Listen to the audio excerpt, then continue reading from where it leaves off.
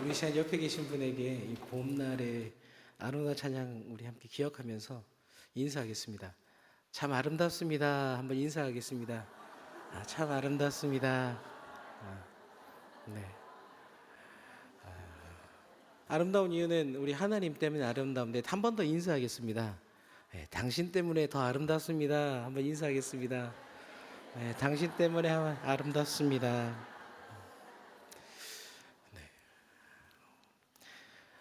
원래는 인사를 당신은 꽃입니다.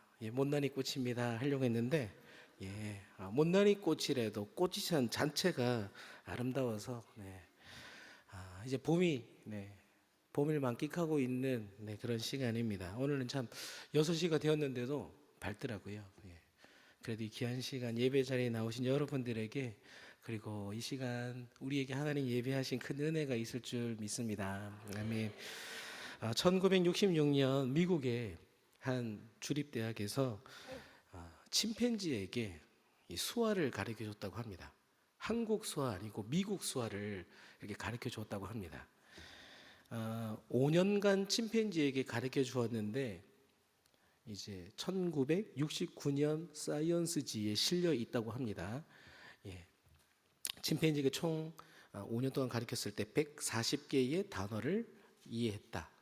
할 수 있었다라고 합니다. 그리고 좀 더 찾아보시면 350개까지도 가능했다라고 합니다. 이때 침팬지가 했던 자기 의지를 가지고 처음 했던 말이 있는데 그게 뭐냐면 Let me out 이었다고 합니다. 침팬지를 5년 동안 붙잡아 두고 말을 가르쳐 줬더니 실제로는 논문에는 Let me out이라고 되어 있지는 않습니다. 그런데 아마도 그것을 논문에 실을 수는 없으니까 나를 놔줘, 나를 보내줘 이게 침팬지의 자신의 의지를 가지고 첫 마디였다고 합니다. 침팬지의 이 말은 침팬지가 수화로 한 이 말은 사실은 하나님께서 만드신 창조물들, 피조물들의 모두의 갈망입니다. 나를 구속해 주세요. 나를 속박해 주세요 라고 하는 사람은 그 누구도 없습니다. 자연 만물도 봄이 되면 싹을 내고 우리도 억눌린 것에서 벗어나고 싶어 하는 갈망이 있습니다. 우리가 오늘 이렇게 교회에 나와 예배드린 이유도 내 삶은 지옥 같지만 참 자유, 벗어나고 싶은 그것 때문에 우리가 하나님 앞에 나와왔으리라 생각되어집니다. 그렇다면 우리 자신에게 한번 물어봤으면 좋겠습니다. 난 교회 와서 자유한가? 수요일에는 제가 원래 정해지는 본문들이 있었는데 한 주간 중학교 우리 임원들과 요한복음이 21장까지 있으니까 하루에 3장씩 우리 일주일간 묵상하자. 아무도 읽지 않았지만 저 혼자 요한복음을 묵상하면서 요한복음의 말씀에 대해 저에게 주시는 말씀이 있고 저에 대한 질문이 있었습니다. 이 시간에 좀 저에 대한 질문. 영현아, 너는 교회 오면서 자유하니? 너는 정말 하나님 안에서 자유된 삶을 살아가고 있니? 라는 질문을 하게 되었습니다. 지금 우리는 교회 와서 자유를 누리고 있는가? 오늘 말씀에는 예수님께서 우리에게 참 자유를 누릴 수 있는 방법을 알려주고 계십니다. 가능하시다면 함께 32절 말씀 함께 읽어보도록 하겠습니다. 요한복음 8장 32절 말씀 함께 읽겠습니다. 진리를 알지니 진리가 너희를 자유롭게 하리라. 아멘. 우리를 유일하게 자유롭게 하는 것이 있는데 그것이 바로 진리라고 합니다. 우리에게 유일한 자유의 길, 바로 진리입니다. 진리가 있을 때 진리가 우리를 자유롭게 합니다. 그렇다면 그 자유롭게 할 진리를 우리가 안다는 것은 무엇인가? 어떻게 해야, 진리를 우리가 어떻게 해야 우리는 참 자유를 누릴 수 있을 것인가? 오늘 말씀을 잠시 살펴보도록 하겠습니다.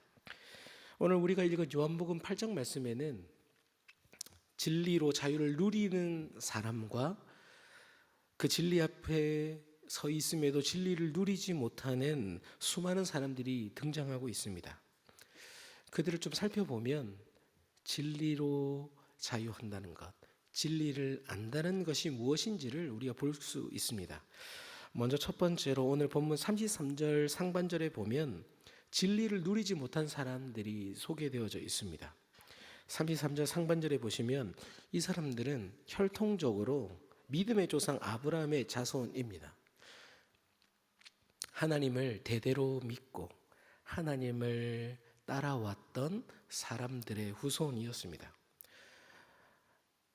게다가 5절 말씀 읽지는 않았지만 눈을 한번 보시면 이들은 혈통뿐 아니라 모세의 율법을 가장 잘 알고 지켜왔던 사람들입니다. 그들이 바로 유대인들입니다.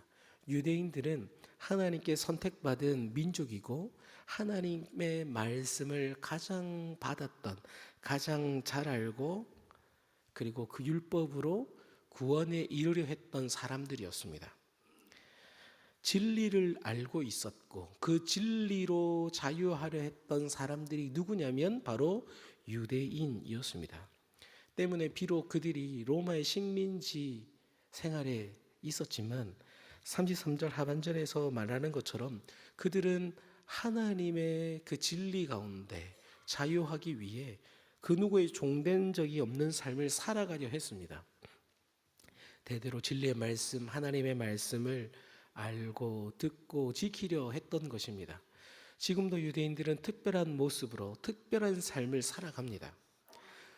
그들은 태어나는 순간부터 죽는 순간까지 말씀 안에, 진리 안에 거하려 했던 것입니다. 그런데 이렇게 진리로 자유하려 했던 그들에게 예수님의 말씀은 자유하지 못하다라는 것이었습니다. 오늘 본문은 그들이 자유할 수 없었던, 진리로 자유할 수 없었던 두 가지 이유를 보여주고 있습니다. 먼저 첫 번째로 가능하시면 3절 말씀부터 한번 보시면 유대인의 지도자격이었던 서기관 그리고 바리새인들이 등장하는데 이 사람들의 모습을 보면 음행하던 중에 잡힌 여인을 끌고 와서 예수님 앞에 둡니다. 그리고 마치 예수님께 말씀하신 듯 우리가 하겠습니다. 예수님께 묻는 것처럼 보이지만 묻는 내용을 보면 선생님 모세 율법에는 이런 여인은 돌로 쳐 죽여라고 되어 있습니다. 죽여야 할까요? 살려야 할까요? 라고 묻고 있습니다. 굉장히 이 질문이 정말 예수님을 존경하는가 싶을 수 있지만 음행한 여인도 아닌 음행한 여자를 현장에서 끌고 와서 예수님 앞에 두고 있습니다. 율법이 있음에도 자신들의 율법대로 지도자들이 집행하지 않고 굳이 예수님께 끌고 옵니다. 이때 예수님께서 만약 돌로 치라 말씀대로 성경대로 가야지라고 하면 거봐, 예수는 하나님의 말씀을 말하는 것 같지 않지만 자신의 말에는 문제가 있다.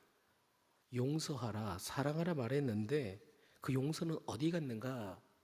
그의 말은 문제가 있다라고 할 것이고, 반대로 돌로 치지 마라, 돌로 치면 안 돼라고 한다면 하나님의 말씀을 어겼다.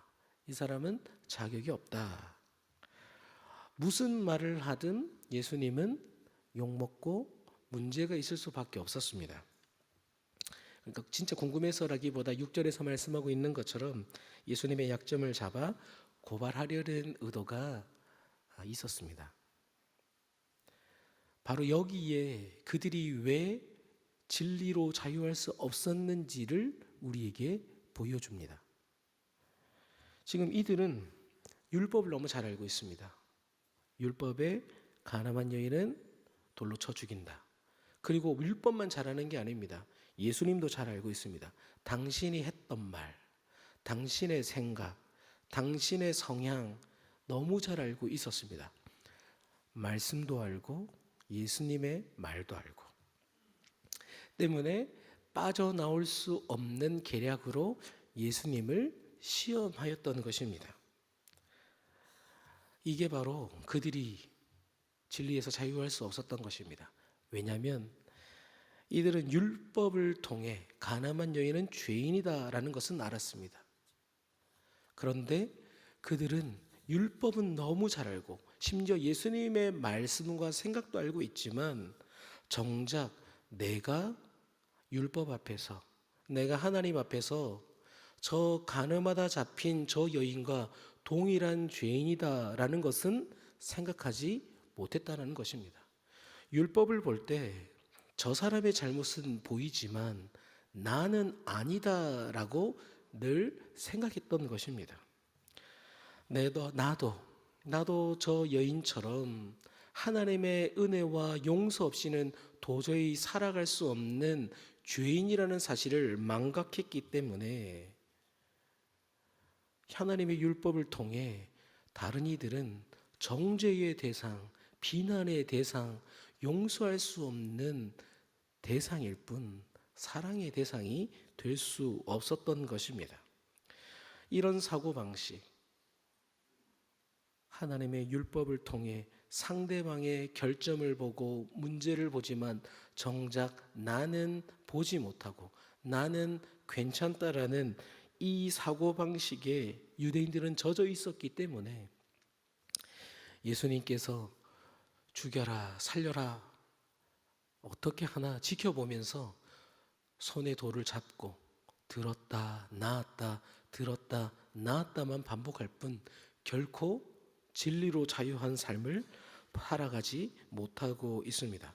31절에 보면 심지어 예수께서 자기를 믿은 유대인들에게라는 표현을 보면 예수님을 믿는 자들 또한, 예수님을 믿는 유대인들 또한 여전히 그 생각 속에 나는 아니다, 나는 괜찮다 라는 아니라고, 자신 아니라는 생각이 있었습니다. 그래서 예수님은 그런 그들을 향해 하시는 말씀이 있는데 7절 말씀에서 그들에게 뭐라고 하시냐면 그들이 묻기를 마지 아니하는지라 이에 일어나 이르시되 너희 중에 죄 없는 자가 먼저 돌로 치라라고 말씀하십니다. 예수님은 진리로 자유할 수 있을 것이다 라고 생각하며 그 진리로 다른 사람의 자유를 억압하고 자기만 누리려 했던 그들에게 너도 그 자유를 받아야 할 죄인임을 잊지 마라. 너희 중에 죄 없는 자가 있느냐? 왜 나에게 와서 자유를 얻으려 하는 그에게 정죄하고 비난하고 박해하느냐? 너희도 똑같은 죄인이다 라고 예수님은 말씀하고 계십니다. 때문에 15절의 말씀처럼 너희는 육체를 따라 판단하나 나는 아무도 판단하지 아니하노라. 하나님 안에서 예수 그리스도를 믿는 우리가 진리로 자유하시려면 누군가를 정죄하고 판단하는 것에서부터 멈출 수 있어야 합니다. 우리가 지옥에 살아가는 가장 빠른 방법이 있습니다. 가장 빠른 방법. 이거는 저도 해봤는데 백전백승입니다. 주변에 있는 모든 사람을 미워하면 지옥에 살아가게 됩니다. 남편을 미워하고 자녀를 미워하고 나와 함께 있는 모든 사람을 미워하는 순간 우리는 지옥을 경험할 수 있습니다. 진리로 자유하기를 원하신다면 내가 교회에 와서 일로 무겁고 나의 삶의 무게 가운데 힘들지만 그럼에도 자유하기를 원하신다면 미워하고 비난하고 정죄하는 것들을, 판단하는 것들을 멈춰야 합니다. 나는 말하는 것, 생각하는 것, 내가 그렇게 살아가지 못해. 이것이 나에게 필요하다는 것입니다. 거기에서 진리로 자유한 삶을 시작할 수 있습니다. 더불어 아브라함의 후손으로 태어났던 이들이 하나님의 말씀을 그렇게 잘 알았던, 진리로 자유할 수 있을 것이라 생각했던 이들이 하나님의 말씀을 가졌음에도 자유하지 못했던 두 번째 이유가 있습니다. 그 두 번째 이유가 뭔가? 그것은 말씀에 대한 오해였습니다.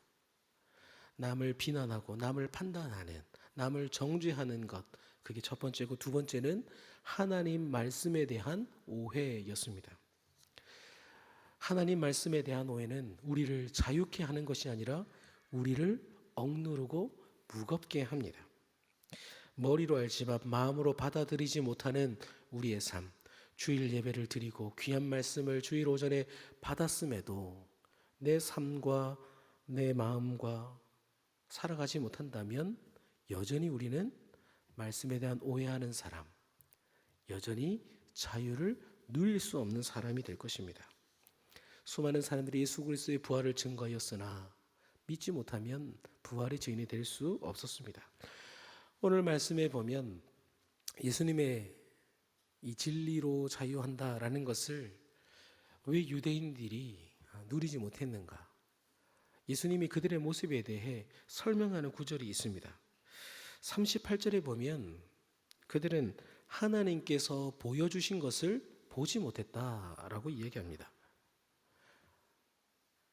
이제 총신대 신대원에 공부 잘하는 친구들은 원서를 보더라고요.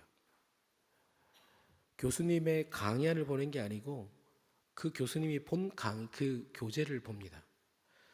직접 자기가 보고 생각하고 수업을 듣는 거죠. 마치 연애는 글로 배웠어요. 사자가 무엇인지 책으로 배운 사람은 동물원에서 사파리에서 사자가 어흥하고 그 입에서 어떤 냄새가 나고 손이 어떤지를 본 사람과는 전혀 다를 수밖에 없습니다. 하나님의 말씀을 안다고 하면서 정작 그 하나님의 말씀을 듣지 않고 제대로 배우지 않고 내 생각 가운데 살아가면 유대인들처럼 진리를 안다 하지만 진리로 자유할 수 없다라는 겁니다. 그래서 42절 중반절에서 하나님을 믿으면서도 정작 하나님이 자신들의 아버지가 되지 못했던 것이 바로 유대인들이었습니다. 말씀을 오해하니 하나님을 아버지로 받아들이지 못할 뿐 아니라 37절에 보시면 하나님 보내신 메시아 예수 그리스도를 받아들이지 못하고 오히려 죽이려 하는 것이 유대인들이었습니다.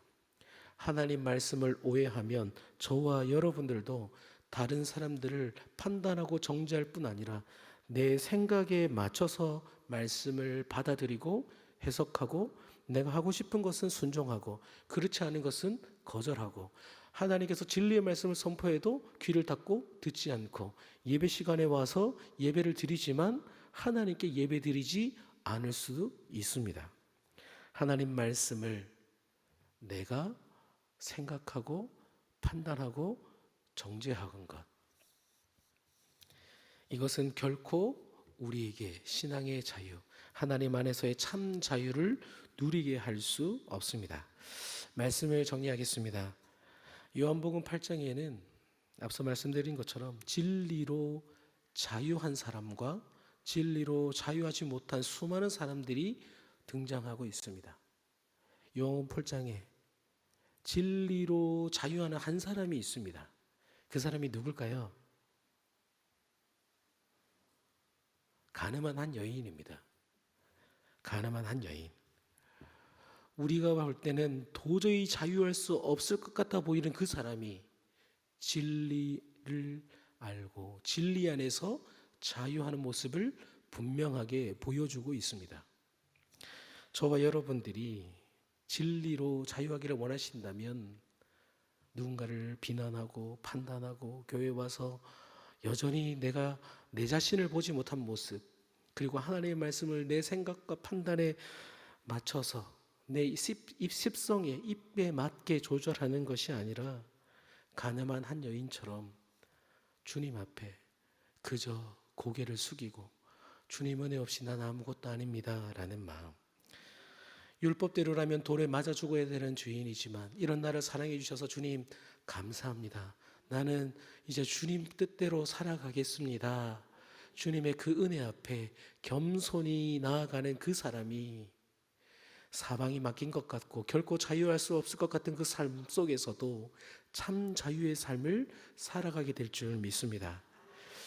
요한복음은 예수님을 여러 가지 모습으로 소형하게 하고 있습니다. 양의 문, 목자 많이 있습니다. 그런데 오늘 본문에서 진리를 알지니 진리가 너희를 자유롭게 하리라의 이 진리는, 이 알레세이아는 내가 곧 길이요 진리요 생명이니 바로 예수 그리스도 자신을 의미합니다. 그래서 너희는 이렇게 예배하라. 영과 진리로. 이것은 에이스를 쓰고 있습니다. 안에서라는 뜻입니다. 성령 안에서, 예수 그리스도 안에서 예배하는 자가 온전한 예배자다. 예수 그리스도 안에서 주님을 알아가고 그분과 동행하고 그분과 함께 할 때 저와 여러분들은 참 자유를 누린다라는 것입니다. 때문에 진리로 자유하기를 원하십니까? 그렇다면 내가 가늠한 여인임을 인정하고 고백하고 내 곁에 있는 이를 정죄하는 것이 아니라 그를 위해 축복하고, 당신은 아름다운 꽃입니다. 당신도 하나님의 사랑받을 귀한 백성입니다. 축복하고 사랑하며 겸손히 주님 앞에, 길이요 진리요 생명이신 주님 앞에 우리 함께 나아가야 할 것입니다. 갈라디아서 5장 1절은 이렇게 우리에게 말씀하고 있습니다. 그리스도께서 우리를 자유롭게 하려고 자유를 주셨으니 그러므로 굳건하게 서서 다시는 종의 멍에를 매지 마라. 아멘. 진리로 자유하기를 원하신다면 오늘 나의 종의 멍에를 내려놓으시기를 축복합니다. 내 안에 정죄하는 마음, 미워하는 마음, 내 안에 주님 앞에 여전히 내 생각이 가득한 나의 모습, 오늘 이 밤 십자가 밑에 다 내려놓으시고 나의 교만과 세상의 안정감들, 세상의 가치관들, 나의 허물과 죄 다 주님 앞에 내려놓으시고 우리에게 참 구원을 주시고 참 자유를 주시는 그 진리 되시는 예수 그리스도 바라보며 다시금 삶의 자리에서 진리로 자유하시는 우리 모두가 되시기를 주님의 이름으로 축복합니다.